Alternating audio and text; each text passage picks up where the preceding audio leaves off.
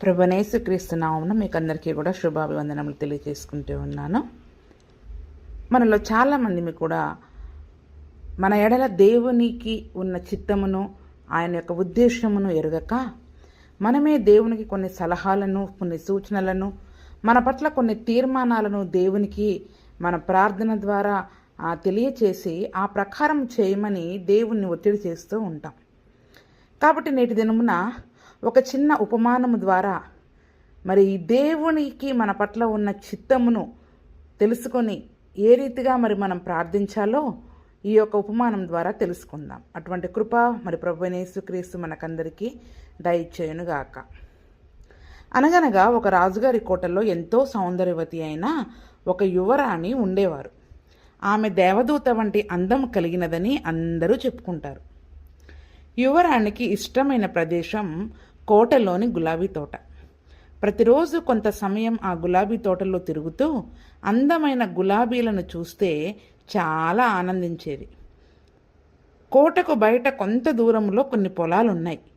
ఒకరోజు ఆ పొలంలో పనిచేస్తున్న ఇద్దరు ఆడవాళ్ళు కోట వైపు చూస్తూ కోట అందం, యువరాణి అందం గురించి ఆమెను ఒక్కసారైనా చూడాలని, ఆ కోటలోకి మనం ఎలాగూ వెళ్ళలేము, పని సంపాదించలేము, రాణిగారిని చూడలేము, కలలు నిజం కావులే అని తిరిగి బాధపడుతూ వారి పని వారు చేసుకుంటున్నారు. ఈ సంభాషణ అంతా ఆ పొలములో ఉన్న ఒక గడ్డిపోచ విన్నది. ఆ గడ్డిపోచ, యువరాణి దేవదూతలా ఉంటారా? దేవదూతలను ఎలాగూ చూడలేము, యువరాణిని అయినా ఎలాగైనా చూసి ఆనందించాలి, కానీ ఎలా? నేనొక గడ్డిపోచను కదా, ఈ పొలంలో పనిచేసే ఈ స్త్రీలకే అది సాధ్యం కానప్పుడు నాకెలా సాధ్యమవుతుంది అని ఆలోచిస్తూ ఉంది. అంతలోనే, అరే, నా ప్రార్థనలు వినే దేవుడు, నాకు సహాయం చేసే దేవుడు నాకున్నాడు, ఆయన్ని అడుగుతాను, ప్రార్థిస్తానని ప్రార్థించడం మొదలుపెట్టింది. దేవా, నీవు అడిగితే ఇస్తానన్నావు, వెతికితే దొరుకుతానన్నావు, తడితే తెరుస్తావని నువ్వు వాగ్దానం చేశావు కదా. నేను యువరాణి గారిని చూడాలని నా ఆశ. నేను ఇప్పుడే చూడాలి. నేను చెప్పిన పని చేయి చాలు, మిగిలినది నేను చూసుకుంటాను. రాణిగారి పూల తోట వైపు పెద్ద గాలి వీచేలా చెయ్యి. ఆ గాలికి ఎగిరి నేను వెళ్ళి ఆ పూల తోటలో పడతాను. దేవా, ప్లీజ్ ఈ చిన్న పని చేయవా? ఆమెన్ అని ప్రార్థించింది. దేవుడు తన ప్రార్థన విని ఒక పెద్ద గాలి పొలము నుండి పూలతోట వైపుగా వీచేట్లు చేశాడు. ఆ గాలికి గడ్డిపోచ వెళ్ళి పూలతోటలో పడింది. ఇంకా రేపు రాణిగారిని ఎలాగైనా చూడవచ్చని ఎదురు చూడసాగింది.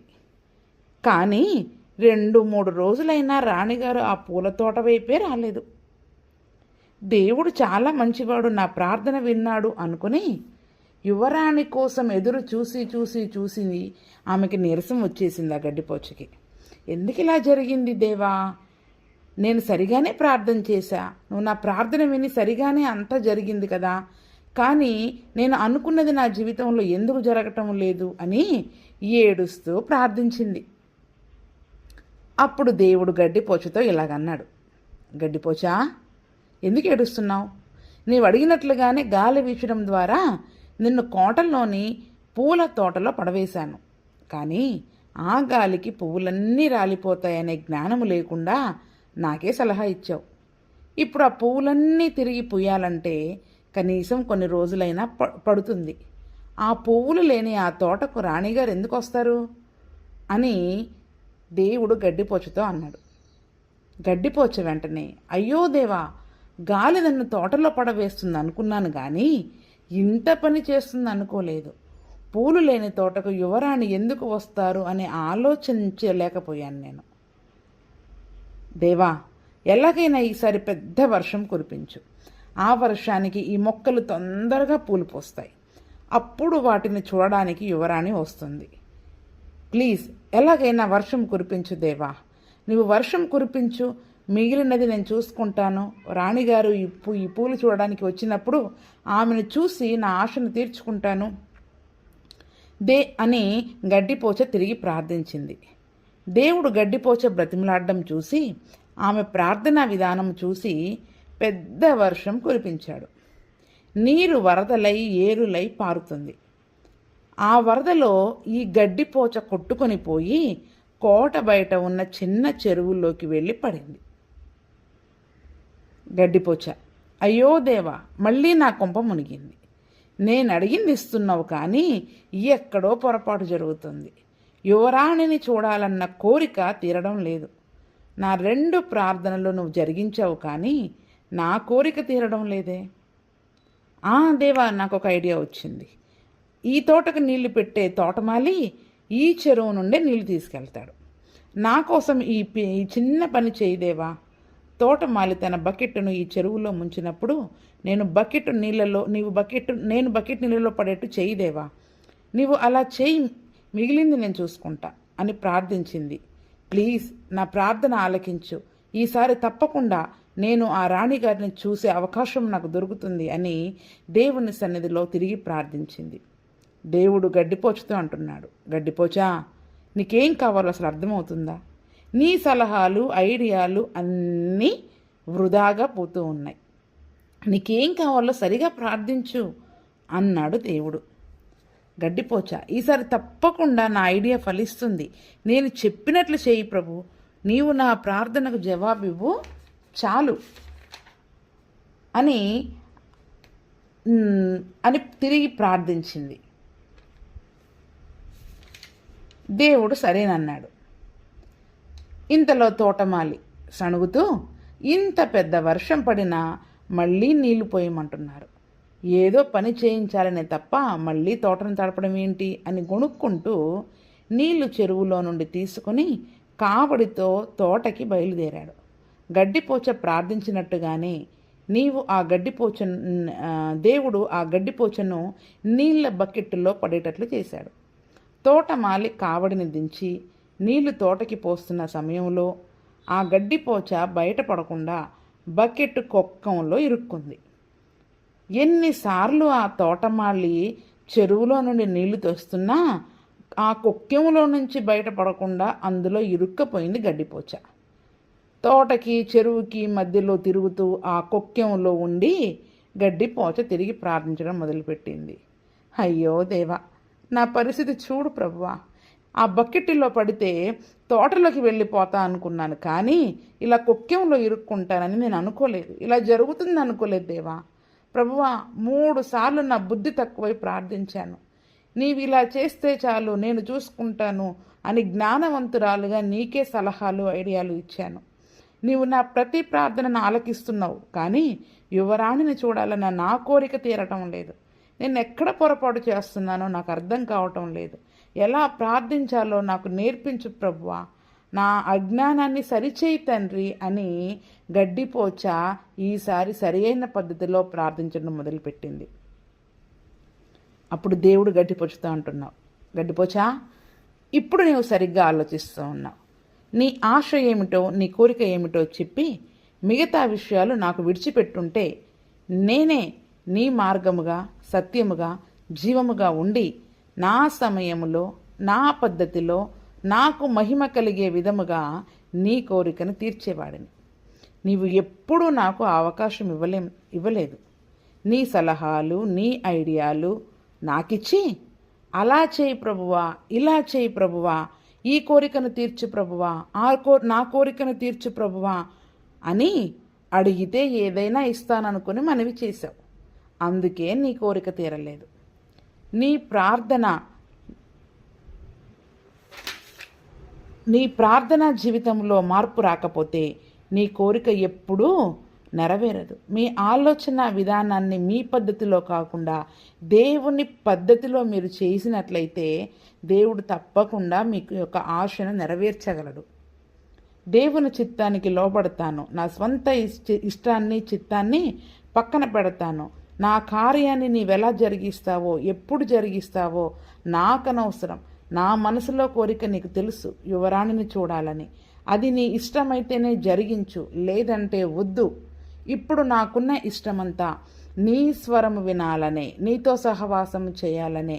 నా ప్రాధాన్యత నీకే, సమస్త మహిమ ఘనత నీకే కలుగునుగాక అని కొక్కెంలో ఉన్న గడ్డిపోచ తిరిగి ప్రార్థించి ఈసారి సరైన పద్ధతిలో తన్ను తాను తన చిత్తాన్ని తన కోరికను దేవునికి అప్పగించి నువ్వు ఎలా చేస్తే నేను చూడగలుగుతానో రాణిగారిని, ఈసారి నీ చిత్తం ప్రభువా అని సరి అయిన రీతిలో ప్రార్థించడం మొదలుపెట్టింది.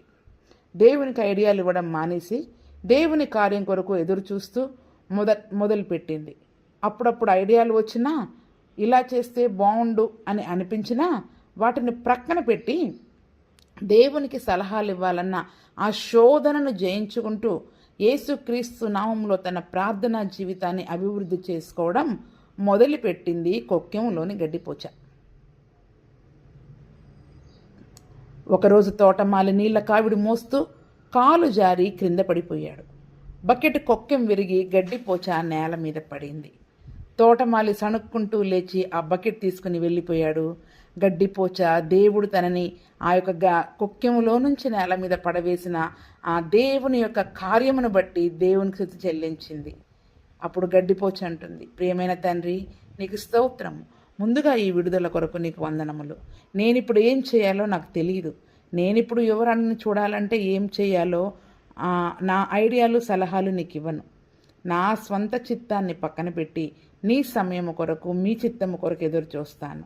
నీ ప్రియమైన బిడ్డగా జీవిస్తాను అంటూ సర్వచిత్తంబు నీదేనయ్యా స్వరూపమిచ్చు కుమారివే సారే పైనున్న మంటినయ్యా సరి అయిన పాత్ర చేయుమయ్యా సర్వేశ్వరా నేరిక్తుండాను సర్వదా నిన్నే సేవింతును సర్వచిత్తంబు నీదేనయ్యా స్వరూపమిచ్చు కుమారివి అంటూ పాటలు పాడుకుంటూ తన చిత్తాన్ని దేవునికి సమర్పించుకుంది గడ్డిపోచ.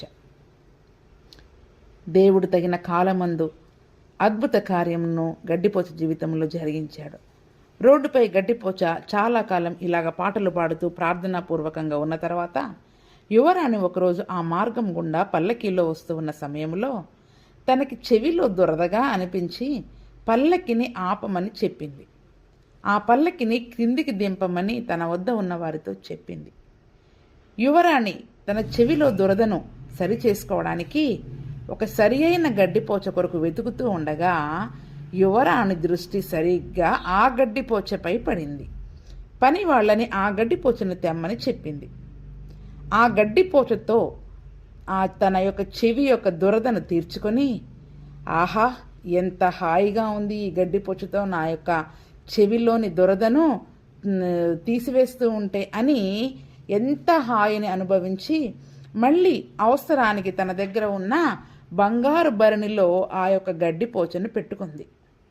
ఇదిగో సేవకులారా, ఇక నుండి ఈ గడ్డిపోచ ఉన్న బంగారు భరణి నేను ఎక్కడికి వెళ్ళినా నాతో తీసుకురండి. ఇది నాకు ఎంతో హాయినిచ్చింది అని తన సేవకులతో చెప్పింది. చూసారా ఎంత అద్భుతమైన కార్యం గడ్డిపోచ జీవితంలో జరిగిందో. కలలో ఊహించని ఈ అద్భుతానికి గడ్డిపోచ ఈ రీతిగా ప్రార్థించింది. ప్రియమైన దేవా, నీ అద్భుత కార్యానికి వందనాలు. నేను ఒక్కసారి యువరాణి ముఖము చూస్తే చాలనుకున్నాను, కానీ ప్రతినిత్యము తనతో ఉండేలా చేశావు. నీకు సలహాలు ఐడియాలు ఇవ్వడం మానేసి నా ఇష్టాన్ని పక్కన పెట్టడం వలన అడిగిన దానికంటే ఊహించలేని ఆశ్చర్య కార్యము నా జీవితంలో చేశావు.